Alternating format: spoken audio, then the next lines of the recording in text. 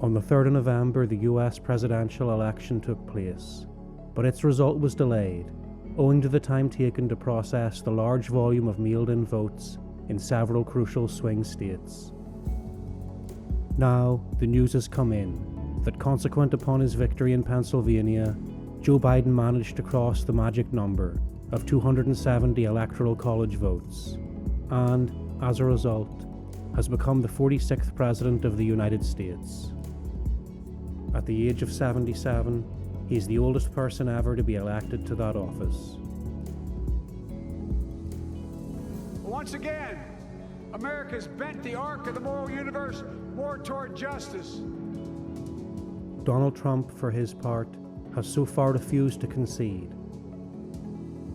Let us look at what the two contenders and their parties stand for, the interests of which class they represent, and if there is any reason for the US working class and masses elsewhere to support either of them.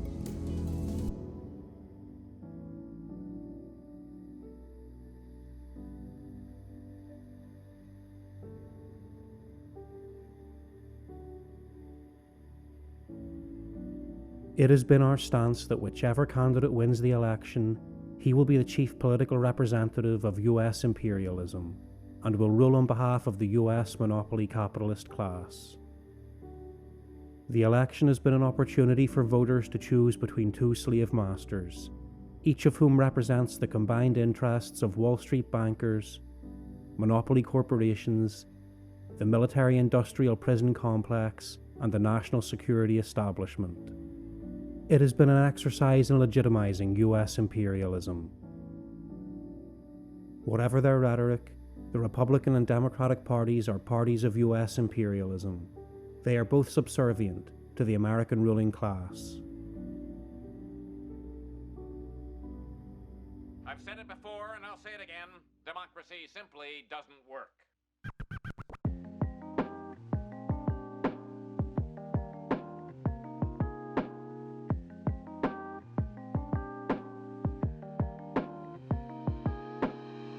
The Democrats hide their subservience to US imperialism under the facade of identity politics, which serves to deceive and divide the masses, leading them astray and away from class politics. Even in this sphere, their practice contradicts their words. While talking about women's equality and the rights of sexual minorities, they are fervent supporters of the Saudi monarchy and such like medieval regimes which oppress women and where homosexuality is a crime. While talking about the rights of immigrants, Democratic President Obama expelled more undocumented workers from the US during his 8 years in office than did his 3 predecessors put together. The Obama-Biden administration, during its time in office, was instrumental in the mass incarceration of large numbers of Black and Latino youths.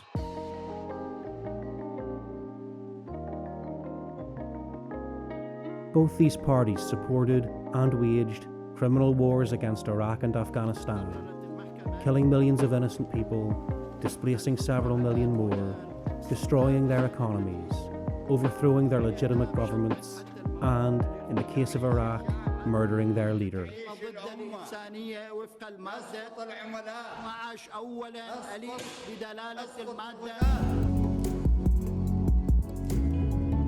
Both parties support police brutality and internal oppression at home, and wars abroad in furtherance of US imperialist domination.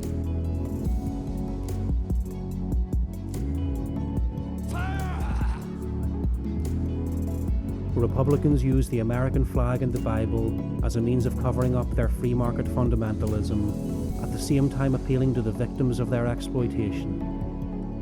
Take the fresh breath of the Spirit. They appeal to racism and xenophobia in a society they helped to fracture. They stand for a completely privatized economy, reduction of taxes on the wealthy, elimination of social benefits for the poor, and elimination of regulations that stand in the way of unfettered exploitation of labour by capital. In sum, these are two imperialist parties, alternating with one another to serve as executive committees in managing the affairs of US imperialism.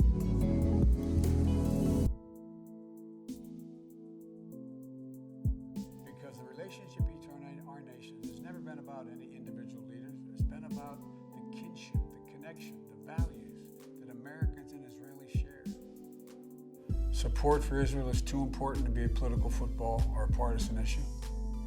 The fact that both these parties are imperialist outfits has not proved a hurdle to some progressives seeking to characterize the Democratic Party as being left and supporting Joe Biden in the election. He is a self-professed Zionist and a fervent supporter of the powerful US Zionist lobby AIPAC. He supported the war against Libya, which destroyed that country, in the process overthrowing and murdering its leader, Colonel Muammar Gaddafi. In the second presidential debate, he characterized the leaders of China, Russia, and the DPRK as thugs. At home, he is a law and order man. He also supports fracking. With friends like this, who needs enemies? Trump, for his part, was astute enough to exploit people's hatred of Washington's swamp of corruption, of immigrants, and of endless wars abroad, to defeat the despicable warmonger Hillary Clinton. Having been elected, however, he failed to fulfill most of his promises. My name is Donald Trump, and I'm a big fan of Israel.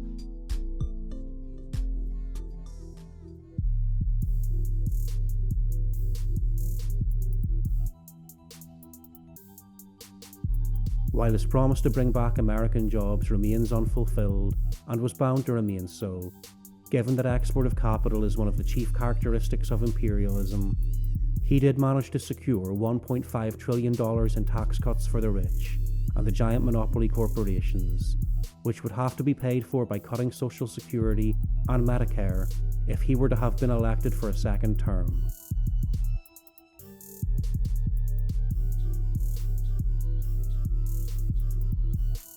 His economic policy is a byword for the defense of US monopoly capital on steroids, deregulation in the field of finance, food standards and fossil fuels, hand in hand with repression, to control the rising anger against racial injustice and rising inequality.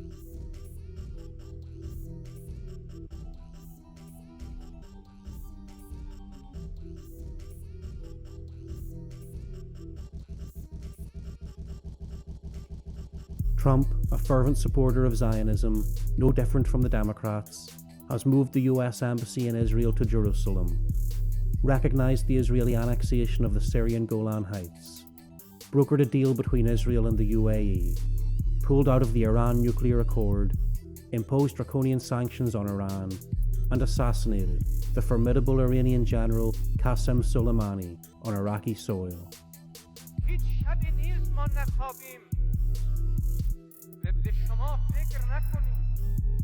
The American dream has truly turned into a nightmare.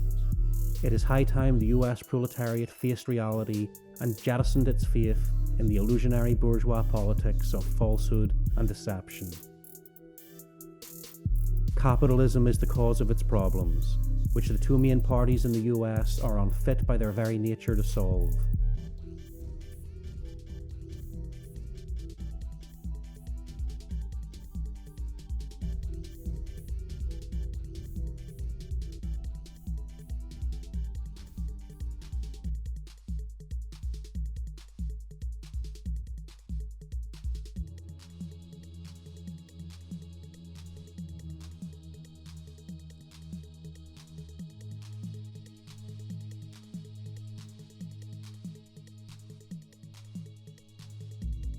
Employment in the US stood at 141.7 million in September, representing a 6.4% drop compared with 12 months earlier, and 2.2% below the level when Trump assumed the presidency.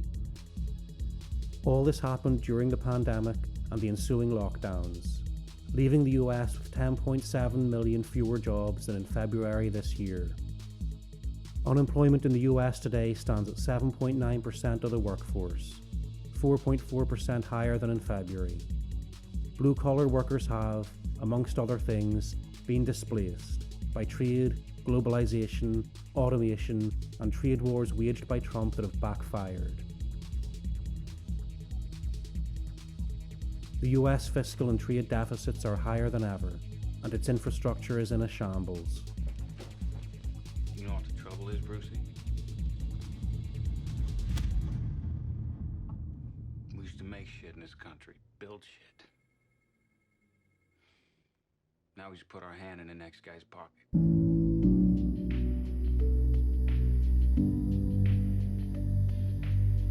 In view of all the above, how are we to explain the massive electoral support for Trump? How is it that 45% of the US public support and even admire Trump, who revels in divisiveness? The answer is that he unashamedly and unapologetically focused on his base, into whose grievances he was able to tap. These are people who are victims of globalization and the consequent job losses and reduction in earnings.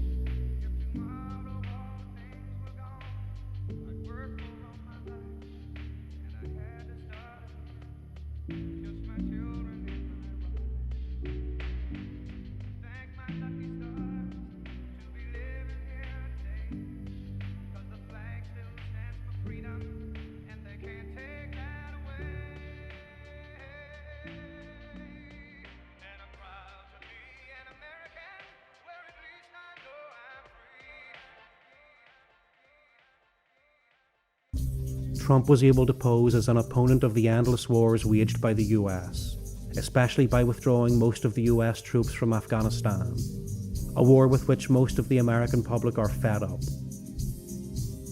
In places like Florida and Texas, he secured the support of Latino voters because of the latter's rabid hatred of Cuba and the Maduro government in Venezuela.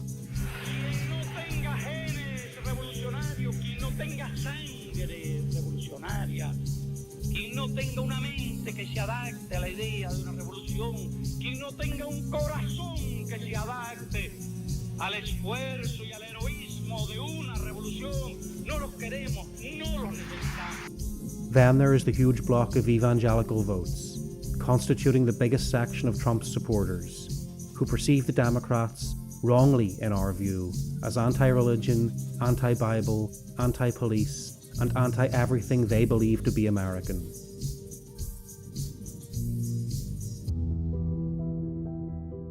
On top of all this, the Democrats were stunned when in 2016 Trump defeated Hillary Clinton, that despicable warmonger, in the race for the White House. Instead of making a serious analysis of the cause of their defeat, they came up with the crazy idea that Trump only became president because of alleged interference in the American democratic process by Russia. Starting from this false premise, they spent 4 years trying to frustrate Trump's attempt to befriend Russia, withdraw US troops from Afghanistan, and reduce their number in Syria, as well as to impeach him through the Russiagate and Ukrainegate witch hunts, whose dual purpose was to thwart détente and remove Trump from the presidency. They succeeded in the first of these objectives, but failed in the second because of the Republican control of the Senate. What the Democrats achieved by their stance was to solidify Trump's base of supporters who felt that their man was the target of false, partisan allegations.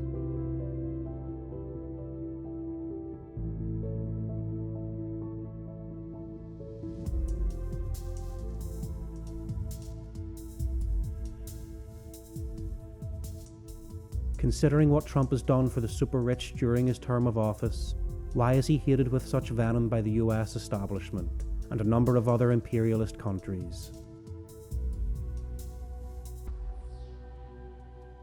While the Soviet Union existed, the hallmark of US presidents was anti-Sovietism, combined with a pro-European integration and pro-trade policy, hand in hand with military intervention abroad, through organizations such as the warmongering neo-Nazi NATO alliance. In this Pax Americana, there was cohesion in the imperialist camp. The American policy was clear, and the US was a knowable master. Its allies and client states could plan accordingly. Since the collapse of the USSR, however, the former cohesion of the imperialist bloc has given way to volatility and fecklessness, thereby curbing the ability of the US to be its linchpin and anchor.